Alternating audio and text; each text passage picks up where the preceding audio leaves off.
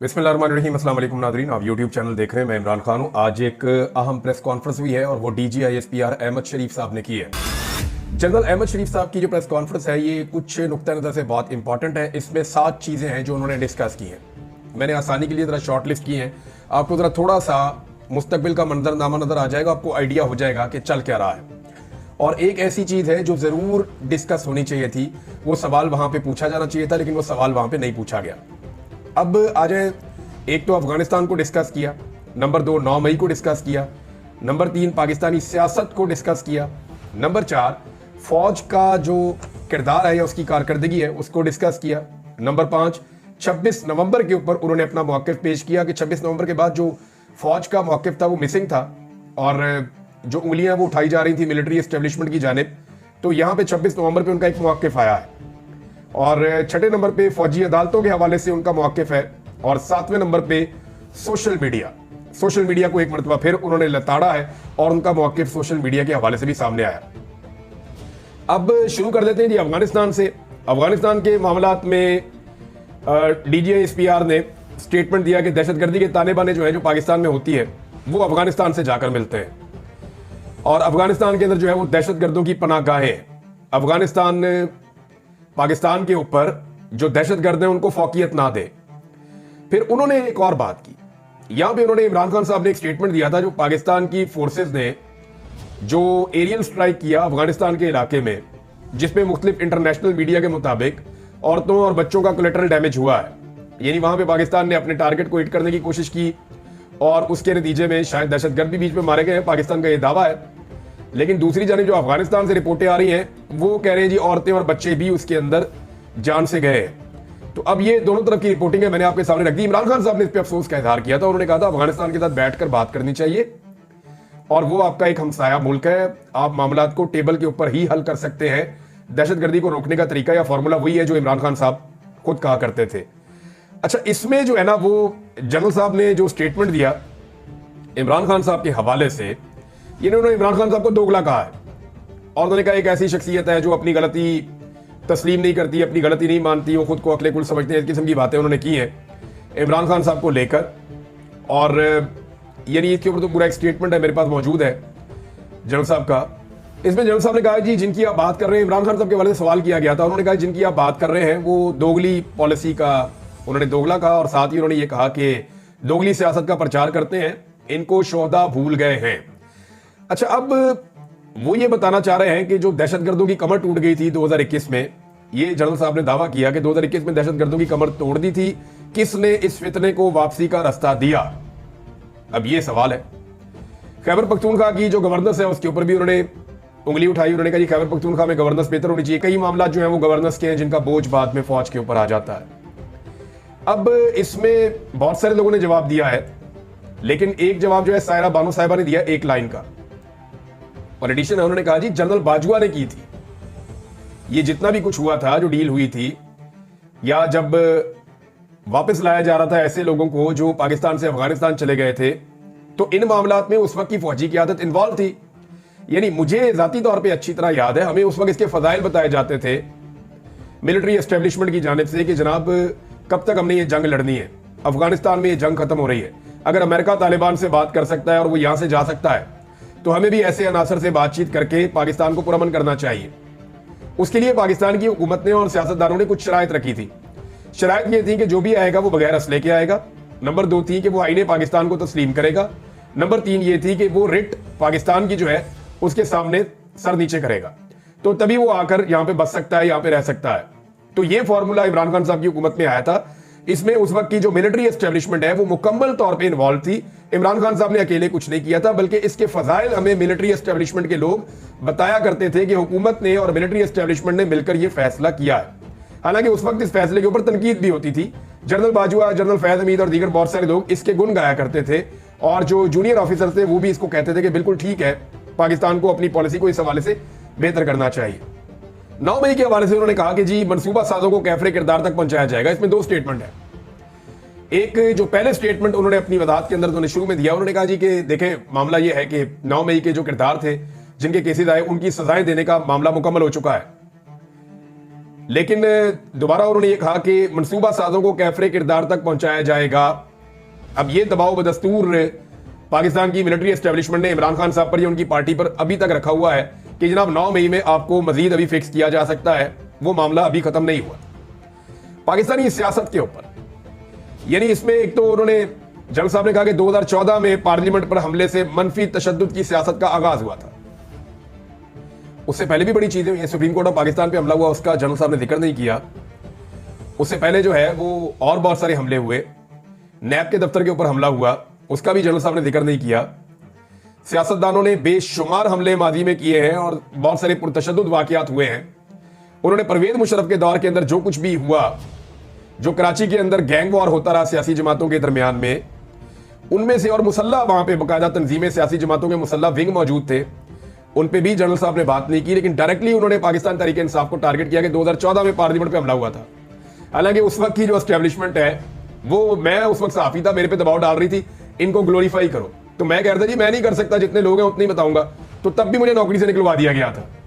उस वक्त भी ये जो गंद पड़ा था पाकिस्तान की मिलिट्री एस्टेब्लिशमेंट इसमें उस वक्त भी इन्वॉल्व थी और अब कह रहे जी वो मनफी तशद्दुद की सियासत थी, उसका वहां से आगाज हुआ था।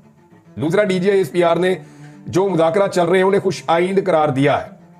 अब मामला यह है कि जो मुज़ाकरा चल रहे हैं उसका फौज से क्या लेना देना। एक तरफ कहते हैं जी हमारा कोई सियासत से ताल्लुक नहीं है, दूसरी तरफ मुज़ाकरात को खुश आइंद करार दे रहे हैं। तो अच्छी बात है, मुज़ाकरात पॉलिटिकल पार्टीज को करने चाहिए, लेकिन पॉलिटिकल पार्टीज अगर एक नतीजे पे पहुंच जाए ना कि हमने फौज का सियासत में से मुकम्मल सफाया कर देना है और पाकिस्तान की सियासत में आज के बाद या सियासी मामलात में या दीगर इदारों के मामलात में फौज का कोई किरदार नहीं होगा, तो ये एक बहुत बड़ी कामयाबी पाकिस्तान के सियासतदानों की होगी।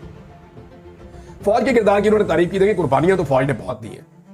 पाकिस्तान की फौज की कुर्बानियां लाजवाल है, चाहे दहशतगर्दी के खिलाफ जंग हो, चाहे दीगर बहुत सारे महाज हों, तो फौज ने कुर्बानियां तो दी हैं, माजी में भी दी हैं, आज भी फौजी जवान शहीद हो रहे हैं लड़ते हुए। अभी कल ही एक इतला आई, 31 साल मेजर शहीद हो गए। तो अल्लाह ताला उनके रवायकीन को सब्र अता फरमाए। तो फौज की कुर्बानियां हैं, इसकी वो बात कर रहे थे, लेकिन वो ये कह रहे हैं कि गवर्नेंस की जो खराबियां हैं उनकी कीमत फौज जो है वो अपने खून से अदा कर रही है। अब पाकिस्तान में आधे से ज्यादा वक्त तक तो फौज ने गवर्नेंस की है और गवर्नेंस की जो बड़ी खराबियां हैं उसमें फौज का फिर एक बड़ा हिस्सा है। और अभी भी अगर सियासतदानों को जब तक आप पूरा इख्तियार नहीं देंगे, आप उनसे गवर्नेंस का जवाब नहीं मांग सकेंगे। जिस भी सियासतदान से पूछा जाता है वो कहता है जी वही तो हुकूमत नहीं करने दी। नवाज शरीफ से आप पूछे उसकी 3 हुकूमतों का गवर्नेंस का हिसाब, ये चौथी आ गई है, वो कहते हैं सामने काम भी नहीं करने देता और हमें हुकूमत से निकाल दिया जाता है और इल्जाम वो लगा देते हैं पाकिस्तान की एस्टेब्लिशमेंट पे। पीपल्स पार्टी से पूछे वो भी यही कहते हैं, बाकी जमातों से पूछे, PTI के पास भी यही बयानिया कि जनाब हमें तो 3 साल के बाद निकाल दिया गया, हमें तो हुकूमत पूरी नहीं करने दी गई, हम तो गवर्नेंस के जिम्मेदार तब होते जब हमें काम करने दिया जाता। अब खैबर पख्तूनख्वा में PTI की हुकूमत है, वो कितनी बाइख्तियार है ये सारा पाकिस्तान जानता है। एक DPO को या एक DC को तो ट्रांसफर कर नहीं सकता वजीर आला, इख्तियारात बहुत कम है। तो फिर आप गवर्नेंस का इल्जाम आप नहीं लगा सकते। और एक और चीज उन्होंने की कि बिजली चोरों और जखीरा अंदोजों के खिलाफ भी पाक फौज सरगर्म अमल है। अब ये जिन इदारों की जिम्मेदारी है बिजली चोरों को पकड़ने की, उनको फिर छुट्टी पे भेज दें, या जो जखीरा अंदोजों के खिलाफ कार्रवाई करने के लिए जो महकमे पाकिस्तान में बने हुए हैं उन सारों को भी छुट्टी पे भेज दें, अगर ये सारे काम पाकिस्तान की फौज से करवाने हैं तो। यानी ये पाकिस्तान आगे नहीं बढ़ सकता जब तक कि सब लोग अपना अपना काम नहीं करेंगे। और सब लोगों के पास अपना काम ना करने का एक जवाब यह है कि एक इदारा लगा हुआ है ना, वो सारे काम कर रहा है, तो हमें क्या जरूरत है काम करने की। फिर 26 नवंबर के ऊपर एक बयानिया जो है वो पहली मरतबा, क्योंकि 26 नवंबर को एक बहुत बड़ा सारिया हुआ पाकिस्तान में, वहां D चौक के अंदर गोली चली, बहुत सारे लोगों को गोली लगी और बाकायदा सहाफी जो है वो नाम लेकर बताते हैं। मरियम नवाज खान साहब बताती है कि मेरे सामने रेंजर्स सीधी गोली चला रही थी और एक शख्स को गोली लग गई और वो गए रेंजर्स वाले, जाकर उन्होंने देखा और कंफर्म किया कि वो शख्स मर गया है। अब ये इस तरह से एक एक करके सहाफी बताते हैं जनाब हमारे सामने गोलियां चल रही थी और गवाहियां देते हैं कि गोलियां लॉ इन्फोर्समेंट ने चलाई है। लेकिन DGISPR का इस हवाले से जो स्टेटमेंट है वो बिल्कुल एक नई बहस इससे शुरू हो जाएगी। और उन्होंने जो कहा मैं एग्जैक्टली आपको वही पहले पढ़ के सुना देता हूं। इसमें जनाब DGISPR फरमा रहे हैं कि उन्होंने 26 नवंबर को किसी एक को भी शहीद नहीं किया। सरकारी ओहदेदारों के पास 26 नवंबर को असला था ही नहीं और जो असला लेकर आए थे वो मुजाहिरीन थे। यानी उन्होंने क्लियरली ये कह दिया है कि फौज तो एक तो पीछे खड़ी थी रेड जोन में और दूसरा जो सिक्योरिटी फोर्सेस थी वो वजारत दाखिला ने पहले कंफर्म किया जी उनके पास तो हथियार थे नहीं, तो फिर ये गोली किसने चलाई। अब यहां पे ना चंद सवालात खड़े हो जाते हैं। लेकिन अगर तो मुजाहिरीन असला लेकर आए थे तो कोई एक भी सिक्योरिटी फोर्सेस का आदमी गोली से जख्मी होकर अस्पताल में नहीं पहुंचा, ना उसकी कोई ऐसी रिपोर्ट मौजूद है जख्मी होने की या खुदा न खास्ता शहीद होने की। अगर असला मुजाहिरीन के पास था तो अभी तक सीसीटीवी फुटेज जारी क्यों नहीं की गई जिसमें दिखाया जाए कि मुजाहिरीन के पास असला था? उस सारे एरिया की सीसीटीवी फुटेज गायब है, पता ही नहीं चल रहा वहां पे गोली किसने चलाई थी, लाइटें किसने बंद की थी और किसके कहने पे बंद की थी। अगर तो मुजाहिरीन के पास असला था तो लाइटें चलती रहने देते, पता चलता कौन गोली चला रहा है, मीडिया वहां पे फुटेज बना लेता। मीडिया ने जितनी फुटेज बनाई है, चाहे वो बीबीसी है, चाहे वो अल जजीरा है, चाहे वो बाकी बड़े बड़े इंटरनेशनल और लोकल न्यूज चैनल्स हैं, उन सबकी फुटेज के अंदर एक बात क्लियर है कि सिक्योरिटी फोर्सेस ने गोली चलाई। मुजाहिरीन बिल्कुल पुरअमन थे, निहत्ते थे, उन्होंने बिल्कुल गोली नहीं चलाई। तो डीजीआईएसपीआर का ये जो स्टेटमेंट है, इस स्टेटमेंट के साथ जो उस रात के शवाहिद हैं वो मैच ही नहीं करते। यानी ऐसा लगता है कि उनका स्टेटमेंट हकायक से ताल्लुक नहीं रखता, बल्कि गैर हकीकी स्टेटमेंट उन्होंने दिया है कि उस दिन गोली जो है वो मुजाहिरीन ने खुद चलाई। जितने जख्मी हैं वो सारे बता रहे हैं हमें गोलियां सिक्योरिटी फोर्सेस ने मारी। जितने जो लोग हैं शहीद हुए उनके साथ जो लोग मौजूद थे या वहां पे जो सहाफी मौजूद थे वो भी ये बता रहे हैं कि इनको सिक्योरिटी फोर्सेस ने गोलियां मारी। जख्मियों के और लवाहिकीन के आप बयानात देख लें। और अगर गोली जो है मुजाहिरीन ने चलाई है तो अस्पतालों में रिकॉर्ड क्यों गायब किया गया, ये भी एक बड़ा सवाल है। और अस्पतालों के रिकॉर्ड की तहकीकात करने वाले सहाफियों को क्यों अगवा किया गया, या इस पे बात करने वाले सहाफियों को क्यों हब्से भेजा में रखा गया और उन्हें जबरी तौर पे लापता किया गया। मतीउल्लाह जान और शाकिर वान साहब इसकी दो बड़ी सादा मिसालें हैं, वो आपके सामने। तो 26 नवंबर के ऊपर एक नया बयानिया सामने आया है और वो बयानिया ये है जो हुकूमत ने पहले अपनाया था, उसी को डीजीआईएसपीआर ने अपना लिया कि जी गोली तो चली है मुजाहिरीन की जानिब से चली है, इस तरफ से नहीं चली। इससे पहले ये कहा जाता था कि गोली लगी किसी को नहीं, एक बंदा भी ऐसा नहीं है जिसको बुलेट इंजरी हो। अब लोगों की शहादतें हो गई, चीजें सामने आ गई है, भी बहुत सारे लापता, अभी तो पता भी नहीं है कि वहां पे उस रात और क्या क्या हुआ था। फौजी अदालतों के हवाले से भी स्टेटमेंट हमारे सामने है उनका। फौजी अदालतों के हवाले से जनरल साहब ने कहा कि ये एक उन्होंने बयान दिया कि जी सजाओं पर अमल दरामद मुकम्मल हो चुका है, दूसरे में उन्होंने कहा जी अभी जो बाकी लोग हैं मनसूबा साज उनको सजा हम दिलवाएंगे। लेकिन एक बात उन्होंने क्लियर की कि अदालती हुक्म की रोशनी में, ये उन्होंने कहा कि ये जो हमने फैसले दिए हैं मिलिट्री कोर्ट्स ने, इसमें अपील का हक मौजूद है। उन्होंने कहा जी हमने तरीकाकार जो है उसको फॉलो किया है, लेकिन उन्होंने कहा कि अदालती हुक्म की रोशनी में ये फैसले सुनाए गए हैं। ये जो 7 रुकनी बेंच बना हुआ है ना, या आप जिसको ये कह लेते हैं कि आईनी बेंच, जिसको हुकूमत ने बनाया है, हुकूमत का बनाया गया बेंच। नॉर्मली बेंच जो है वो सुप्रीम कोर्ट या अदालत खुद बनाती है, यहां पे हुकूमत ने एक बेंच बनाया है। उस बेंच ने कहा है कि जनाब आप फैसले दे दें, आपका बाकी फैसला जो पेंडिंग है वो बाद में हम कर लेंगे। तो ये भी अब अदलिया के कंधे के ऊपर मामला आ गया है। इसमें एक और चीज जो है वो डीजीआईएसपीआर ने फरमाई। उन्होंने कहा माजी में जो लोग गुन गाया करते थे या फौजी अदालतों के बारे में मुस्बत बातें करते थे, वो लोग अब फौजी अदालतों के खिलाफ बात कर रहे हैं। ये बात बिल्कुल ठीक है। इमरान खान साहब ने भी इस बारे में बात की थी, मैंने इस बारे में सवालात उठाए थे। मैंने ये पूछा था कि और कई मुल्कों के अंदर ये हुई है तो पाकिस्तान के अंदर हो तो फिर क्या होगा और क्या गलत होगा। मैंने सवाल के तौर पे इसको पुट किया था। मुराद सईद हैं, बहुत सारे और लोग हैं। दहशतगर्दों के हवाले से एक पॉलिसी पाकिस्तान ने बनाई थी कि जो दहशतगर्दी करते हैं, बम धमाके करते हैं, लोगों का कत्लेआम करते हैं, उनको फौजी अदालतों में ट्रायल किया जाए। उसकी उस वक्त मुखालफत की गई थी और दुरुस्त मुखालफत की गई थी। इंसान वक्त के साथ सीखता है। मेरे ख्याल में फौजी अदालतों की कोई गुंजाइश नहीं होनी चाहिए। हर शख्स का जो ट्रायल है वो सिविलियन कोर्ट के अंदर होना चाहिए। आज फौजी अदालतों ने जिन लोगों को सजाएं दी हैं उनमें से कोई एक बंदा भी नहीं है जिसके पास उसके फैसले की कॉपी हो और वो उसको पढ़ने के बाद बताया कि उसके साथ इंसाफ हुआ है या नाइंसाफी हुई है। वो जो फैसला है वो आएगा तो बेचारा जाके कहीं पे अपील करेगा ना। अभी अपील भी पहले जो इससे बेहतर वाली जो फौजी अदालत है वहां पे अपील करेगा, उसके बाद आर्मी चीफ से कर सकता है, हाई कोर्ट जा सकता है। तो ये जितने कह दिए अल्टीमेटली तो उन्होंने छूट जाना है, लेकिन ये काफी टाइम अभी और गुजर जाएगा। सोशल मीडिया के हवाले से उन्होंने तनकीद की। उन्होंने कहा जी मनफी प्रोपेगेंडा जो है वो ना किया जाए। इंतशारी सियासत जो है वो सोशल मीडिया के जरिए की जा रही है। बाहर बैठे हुए अनासर के ऊपर उन्होंने तनकीद की। उन्होंने कहा गजा और लिबिया पर सोशल मीडिया फोकस करे। देखिए सोशल मीडिया पाकिस्तान का तो पहले तो पाकिस्तान पे फोकस करेगा। जर्नलिज्म का ये बुनियादी उसूल है, पहली किताब में पढ़ाया जाता है कि जो खबर होती है ना उसकी इंपॉर्टेंस इस बात के साथ जुड़ी होती है कि वो उस इंसान के आसपास की है या उसके अपने साथ जुड़े हुए लोगों से मुताल्लिक है। इंसान हमेशा उस खबर की तरफ ज्यादा तवज्जो देता है जो उसके इलाके से मुताल्लिक होती है, उसके अपने मुताल्लिक होती है या उसके जिसके उस पर असरात पड़ते हैं। लिहाजा पाकिस्तानी सोशल मीडिया ज्यादा तवज्जो पाकिस्तान के हालात के ऊपर इसलिए देगा कि वो पाकिस्तान के हालात के साथ जुड़ा हुआ है। बहरहाल एक और चीज उन्होंने कही, उन्होंने कहा इंसानी हकूक की तंजीमों को कश्मीर, गजा, शाम, लिबिया में खून रेजी नहीं दिखती। बिल्कुल इंसानी हकूक की तंजीमें जो है वो इसके ऊपर भी बात करती रहती है और पाकिस्तान के अंदर होने वाली जो नाइंसाफी है, जुल्म है, उस पर भी बात करती हैं। एक और चीज उन्होंने कही कि सियासी एहतजाज नहीं, सियासी दहशतगर्दी की गई है। पाकिस्तान तहरीक इंसाफ को चंगा रगड़ा लगाया डीजी ISPR ने।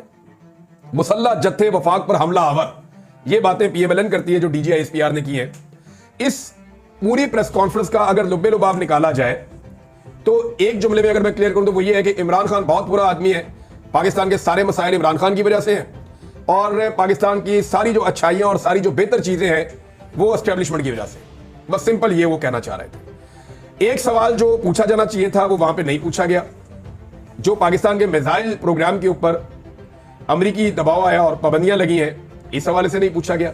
दूसरा, अमेरिका से इमरान खान साहब के हवाले से जो इस वक्त स्टेटमेंट्स आ रहे हैं और फौजी अदालतों के हवाले से जो आलमी दबाव आ रहा है, इसके ऊपर जो है वो सवालात नहीं रखे गए। मेरे ख्याल में देखिए होता क्या है कि स्पेशली जो मैं क्लियर कर दूं, स्पेशली जो मिसाइल प्रोग्राम पे पाबंदियां, और क्योंकि ये रिपोर्ट हुआ है, मैंने पूरी प्रेस कॉन्फ्रेंस नहीं सुनी, कि मिसाइल प्रोग्राम के हवाले से जो अमेरिका में जो रिचर्ड ग्रेनल का स्टेटमेंट है, इस किस्म के और जो स्टेटमेंट आ रहे हैं उस हवाले से कि डोनाल्ड ट्रंप क्या करेगा, ये सवाल नहीं पूछा गया। और मेरे ख्याल में इस ब्रीफिंग से पहले मीडिया को यह कहा गया होगा कि आपने इस बारे में नहीं पूछना, बाकी आप जो मर्जी सवाल करें या आप कुछ सवालात जो कर सकते हैं। बाद सवालात मीडिया को बता भी दिए जाते हैं, लेकिन बाद मीडिया खुद भी सवालात करता है। लेकिन यह जरूर है कि अगर कोई एक चीज है जिसको टच ना करना चाह रहा हो इदारा, तो वो कह दिया जाता है जनाब इसके ऊपर आपने सवाल नहीं करना। और मैंने आपको पहले बताया कि पाकिस्तान की जो मिलिट्री एस्टेब्लिशमेंट है उसका रिकॉर्ड बड़ा स्ट्रेट फॉरवर्ड है, उनका बड़ा क्लियर रिकॉर्ड है अमेरिका और मगरबी ममालिक के साथ ताल्लुकात को लेकर। पाकिस्तान के सियासतदान अपने ताल्लुकात खराब कर लेते हैं पाकिस्तान में अपनी पॉपुलैरिटी को ऊपर या नीचे लाने के लिए, लेकिन पाकिस्तान की मिलिट्री एस्टेब्लिशमेंट कभी भी मगरबी ममालिक से, स्पेशली अमेरिका से, अपने ताल्लुकात को खराब नहीं करती। लिहाजा इस हवाले से कोई ना सवाल आया ना जवाब आया। नाज़रीन, ये पूरी प्रेस कॉन्फ्रेंस थी, मैंने आपके सामने रख दी है। बाकी खबरें हैं आपके साथ अगले वीलॉग में शेयर करूंगा, लेकिन जाते जाते आपको एक तस्वीर दिखाना चाहता हूं। ये तस्वीर जी मोहतरमा फातिमा जिन्ना साहिबा की है और मुझे स्क्रोलिंग करते हुए मिली। इसमें आज की अगर आप प्रेस कॉन्फ्रेंस सुने डीजी ISPR की, या इससे पहले बहुत सारे आपने स्टेटमेंट्स पढ़े हैं, सुने, आपको लगता नहीं है कि ये चीजें आज भी वही चीजें चल रही हैं मिलती जुलती? यानी मुसल्लह अफवाज को बदनाम करने वाले अनासर बर्दाश्त नहीं किए जाएंगे, सदर अयूब का इंतबाह फातिमा जिन्ना साहिबा के खिलाफ। नीचे उनकी फोटो भी लगी हुई है। और बाद लोग मदद की आड़ में आवाम को गुमराह करने की कोशिश कर रहे हैं, ये भी नीचे लगा हुआ है। यानी मुझे वो जुमले भी ऑलमोस्ट मिलते जुलते ही लगते हैं उस दौर के। आप अखबारात उठा ले, ज़िया-उल-हक के दौर के, अयूब खान के दौर के, और आज की आप ब्रीफिंग्स उठाएं तो आपको मिलती जुलती लगती है। हमने कुछ नहीं सीखा, हम 4 कदम आगे नहीं बढ़ पाए। आज भी बयानिया वही है, लेकिन अब बयानिए की दौड़ जो है, या रेस जो है, या मुकाबला जो है, वो एक आम पाकिस्तानी नौजवान के हाथ में आ गया है। पढ़ा लिखा बाशऊर नौजवान है, चाहे वो ओवरसीज है चाहे वो पाकिस्तान में रहता है। तो यहां अगर मुकाबला करना है तो अपने लेवल को ऊपर लाना पड़ेगा, थोड़ा इंप्रूव करना पड़ेगा बयानिया की लड़ाई में। जो 1960, 70 और 80 की दहाई के लिखे पढ़े स्टेटमेंट्स हैं, उनके साथ इस बयानिए का तोड़ नहीं हो सकता। अब तक के लिए इतना ही। अपना ख्याल रखिएगा, अपने चैनल का भी। अल्लाह हाफिज।